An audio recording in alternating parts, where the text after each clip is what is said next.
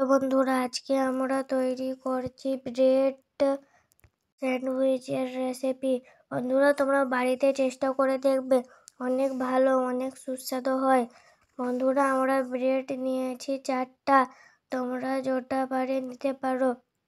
এরপর বন্ধুরা, আমরা একটা পাত্রের মধ্যে পিৎজা সসকে ঢেলে রেখে দিব। এরপর আমরা বন্ধুরা একটা প্লেটের মধ্যে চিজ, টমেটো, গাজর, পেঁয়াজ কুচি, আমিষ কুচি নিয়ে নিলাম। তারপর আমরা পিঁয়াজ সসের মধ্যে টমেটো ঢেলে দিলাম। তারপর পেঁয়াজ কুচি ঢেলে দিলাম। তারপর শিমলা মরিচ দিয়ে দিলাম। এরপর আমরা গাজর কুচি দিয়ে দিলাম। এবার ভালো করে চিজ দিয়ে দিলাম। চিজ দেওয়ার পর একটা চামচ তেল নিয়ে এর মধ্যে ঢেলে দিব।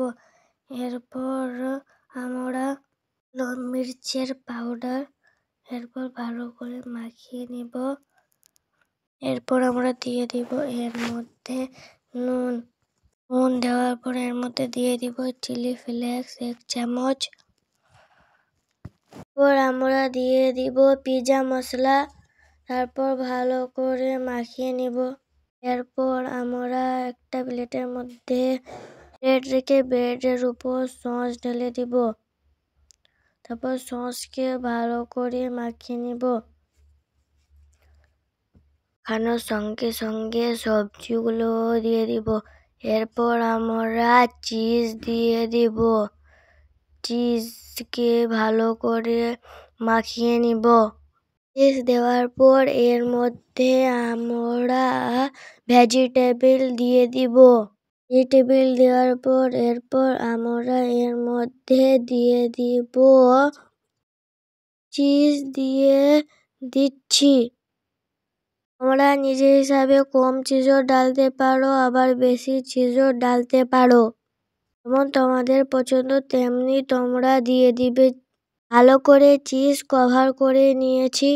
এরপর আমরা দিয়ে দিব এর মধ্যে চিলি ফ্লেক্স উপর থেকে দিয়ে দিব।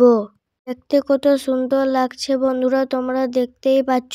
এরপর আমরা গ্যাস জ্বালিয়ে তাওয়ার মধ্যে 1 চামচ ঘি দিয়ে দিলাম। ঘিকে ভালো করে গরম করে নিলাম।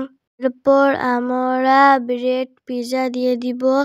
ব্রেড পিৎজা দিয়ে দেওয়ার পর একে হালকা আঁচে কভার করে নিব।